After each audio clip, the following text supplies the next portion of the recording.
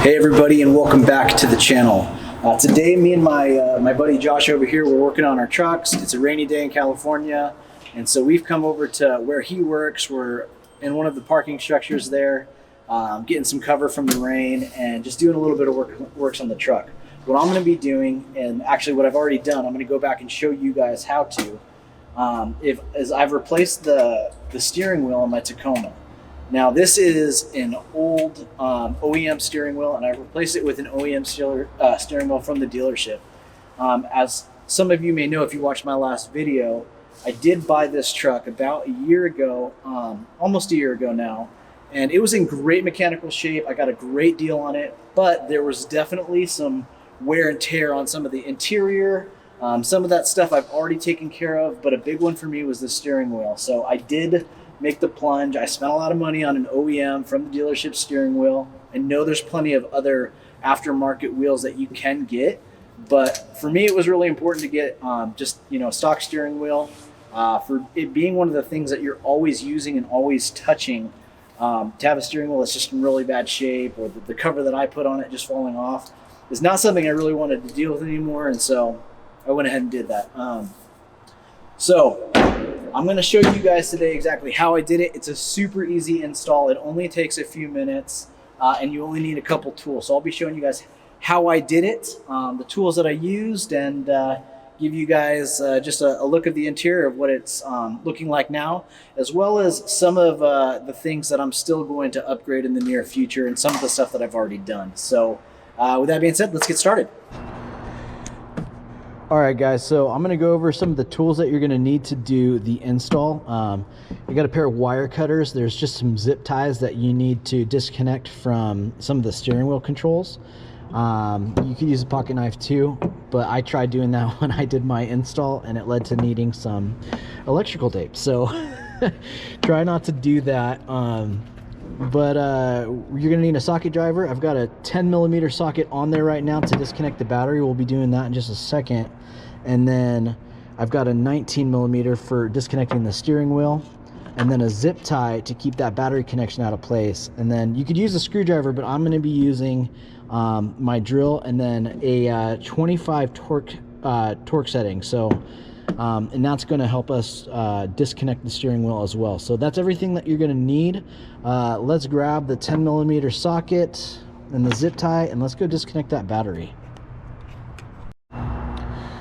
All right, so it's kind of dark in this garage, so I've got my Olight flashlight with me. I'll show you guys that. This thing is rad because working in the engine bay can be obviously pretty dark, but you see this guy right here has got a magnetic backing to it. And so I like to just throw that on the bottom of my hood like so.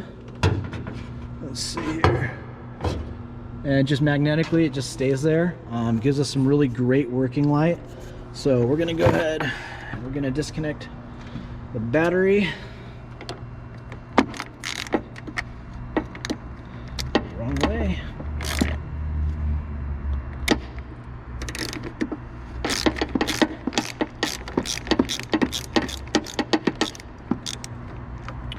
All right, so we got that disconnected, and then I'm gonna zip tie it. I'm gonna put you guys down for a minute so I can do that.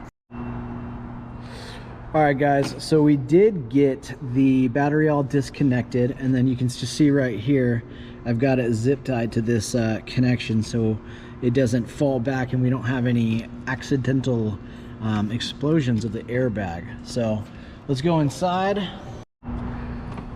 All right, so you're seeing me do this actually on the new steering wheel. It's literally the same exact steering wheel. It's just this one's in obviously much better shape. But what I'm going to do is just make sure that when I try to push down on the horn, it's not honking because the battery's disconnected. So looks like we're good to go to start disconnecting the front airbag. Now something that I did forget to mention is that you're going to need something to pry these panels loose with. And so I've got this little tiny flathead screwdriver. Some people have plastic trim tools, so whatever works for you. But I'm going to pop off, if you guys can see it, there's one on each side, and so we're going to pop these off real quick, and I'm going to put you guys down while I do that. All right, so we got off those panels, one off of each side. And now we're going to loosen up that torque connection.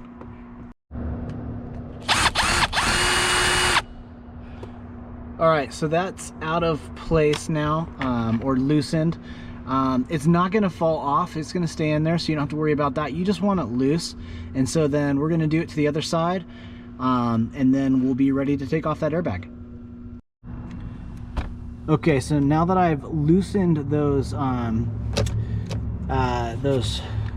T30 torque bolts, this steering wheel should be ready to pop off.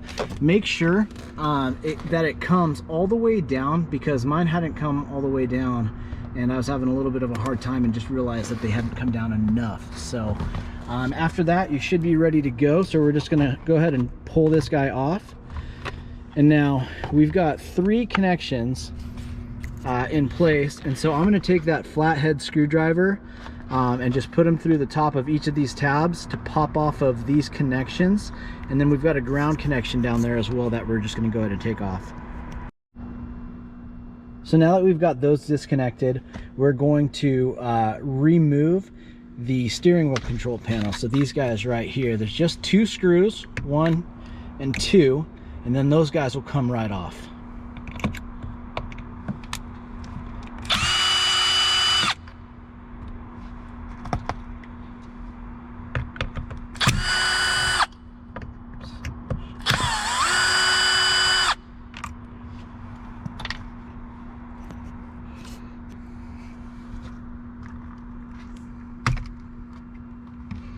And then we've got a small harness on the bottom of each one of these, and those you can just disconnect using your fingers.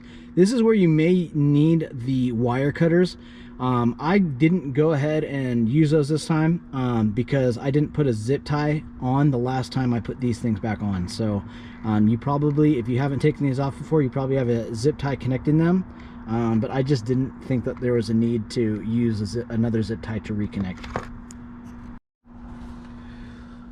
Okay, now once you get both of those panels disconnected, we've got to move on to the cruise control feature. So that's going to be these 2 guys right here.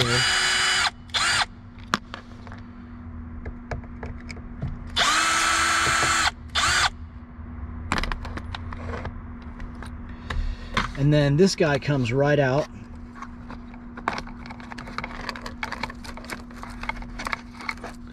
And we're going to disconnect the harness connected there.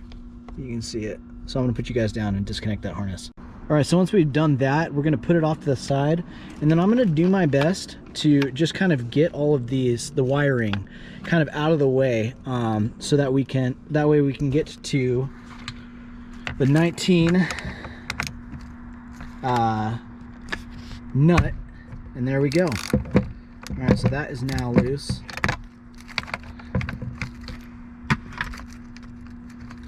Gonna take that off.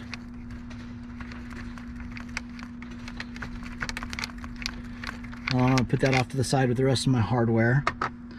And now this part, I'm gonna use both hands, and it's not too much force, and I probably wouldn't do this while sitting in the driver's seat because you don't want to get your nose smacked. But we're gonna go ahead and take off the steering wheel now.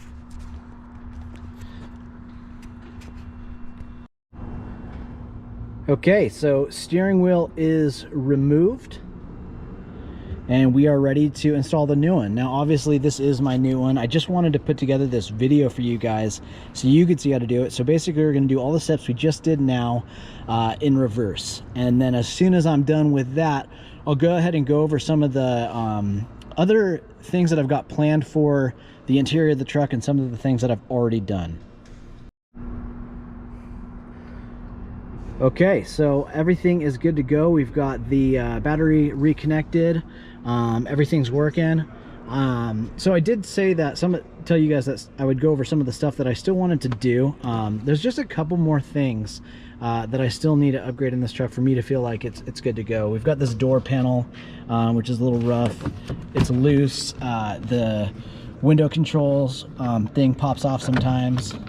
So that is going to be next, and then after that I'm going to be doing some cat skin leather in here. You can see that the seats are a little bit worn, really not that bad, but you know, that's just something that I want to take care of. Some of the stuff that I've already done is I've replaced this piece. This really wasn't that expensive to get from the dealer, and a new shift knob. So still some stuff that I want to do, but it's getting there. And like I said earlier, you know, sometimes just finding a vehicle that, this is a Toyota. This is my third Tacoma. These things run forever. And so I bought this with 133,000 miles on it. Feeling pretty confident about it. Mechanically, it's in really great shape. It just was a little rough around the edges, and so me putting some of my own time and effort to kind of bring it back to life has been not only a lot of fun, but it's saved me a killing. And so just kind of wanted to go over some of that with you guys. All right, guys, that kind of wraps up the video. I hope you found some value in it. I hope it's going to help you if you're trying to do some work on your steering wheel or some of that front panel area. I hope that helps you out. If you're more interested in this truck, I did another video last week, which I will link in the description for you guys. Go ahead and take a look at that. This truck has been built for off-roading, overlanding. It's been done on a budget, which is something that I'm really proud of. And it really gets me to where I need to go and helps me enjoy the outdoors while I'm out there. So with that being said, please subscribe, hit that like button if you liked the video. Thanks for watching, and I hope to see you guys out there.